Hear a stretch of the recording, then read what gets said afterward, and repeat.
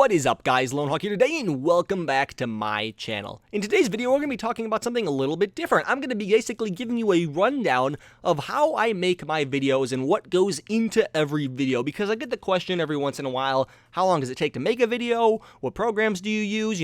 What do you do? What is the average video making process for you, Lonehawk? So in today's video, we're going to be discussing that. I'm going to be just giving you a basic rundown of how I make my videos. It won't be too in-depth, so if you have any more questions, be sure to leave them down below. But other than that, guys, I hope you all enjoy. First, we're going to dispel a common myth, and a lot of people think making YouTube videos is easy. I can tell you from experience that making YouTube videos is far from easy. So many people seem to think that you just kind of play your game, and then sometime down the road when you want to make your video, you kind of just spend 5 minutes in Sony Vegas and you're done. No, that is not at all how it works. There's actually 3 stages in my eyes to making a YouTube video. Quite simply, we can call these 3 stages the pre-stage, the live stage, and the post-stage, and they are exactly what you think they are. The pre-stage is usually the easiest. It's like the things you do before making a video. Maybe if you need people to make the video with you, you got to contact them. You got to get the video ready.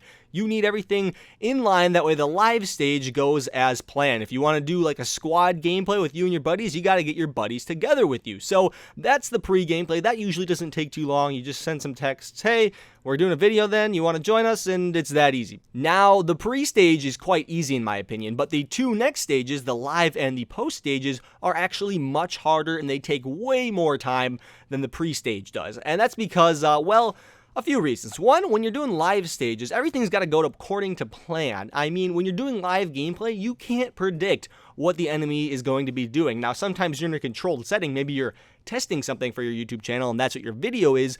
But most of the time, like for me, when I do live gameplay, I can't predict what the other players are going to do. So it takes me a lot of time to get enough footage where everything goes accordingly. And, a good live commentary takes about an hour and a half to record usually. Sometimes it spans to up to 4 hours, and sometimes it only takes 30 minutes. It all depends on what happens. So the live stage actually varies a lot, and it takes a lot longer than you guys think. You may be watching a 15-minute video, but the live stage it actually takes a long time to get that footage you're seeing, because sometimes I'll get good footage, but then I might have mumbled and what I said I didn't like and it just wasn't entertaining. And sometimes I maybe said a really good joke and I thought, yeah, this is great, I'm going to include this in the post stage, and then I get to post and it's like, this wasn't actually that funny. So the live stage varies a lot, and this is probably the longest stage unless you're doing more different style of videos. For me, this is normally the longest stage, but we're going to talk about the post stage because sometimes that is the long stage. So now we can talk about the post stage. The post stage is much more consistent than the live stage, and that's because simply after you get in a groove of things, you know what you're doing and you know how to edit your videos. Like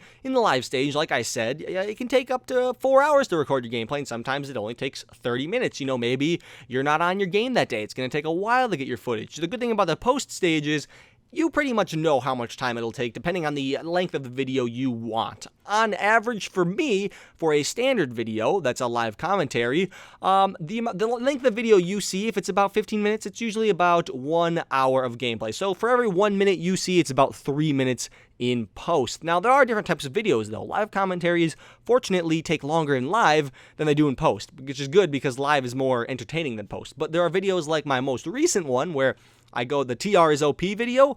That video took about 6.5 hours in post, and the video was actually quite short. It was very long. It took upwards of an hour to edit each minute of footage, and that is what I'm talking about. That's what people don't see. You may think I'm just sitting in Vegas for 5 minutes and, throwing together a video. No, I put a lot more time in it than you guys think. Even live commentaries, it's about 1 minute you see is about 3 minutes in post, and then every 1 minute you see is about 10 minutes live. So it's not as short as it thinks. So many people think it's like, oh, you just chuck out a video in 10 minutes of your time. No, it's not. It's not at all that simple. It's crazy. And I like telling you guys that. I like giving you a rundown of my average videos. So let's talk a little bit more about my live commentaries. Now, let's talk about PlanetSide in specific. When I make a live commentary, as you guys know, my style is usually play with one gun for the entire video.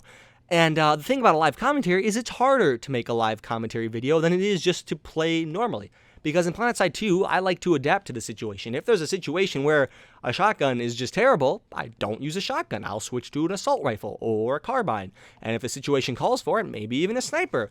But in my live footage, I'm using one gun only, and that makes the amount of time it takes to get good gameplay go up exponentially. I've got to try to force a shotgun in situations where like a shotgun isn't good. And so my live commentaries are actually a lot harder to make. If I just made all my live commentaries, I'm just playing whatever, it would be much easier to make. My footage would be, I would just use the class that would fit the situation the most, but I can't do that. I like making my videos with one gun to keep it consistent, and that's why the videos take so long to make. So I guess that's all I pretty much wanted to say. I like giving you guys a rundown of how things work. Also, this video is pre-recorded because I need something if college goes horribly wrong, like the first few days, and I don't have time to make a video. This is what you're getting, because all my stuff is packed up. I'm literally holding a pop filter because I already packed up my other pop filter, so I'm holding it, and I'm holding the mic. And I think I just bumped it, and yeah, so if you guys enjoyed that, just a day in the life of Lone Hawk, how I make a video, be sure to leave a like down below. Recommend the channel to a friend, maybe not for this video, but for the PlanetSide 2 and Battlefield content, and I'll see you guys all later.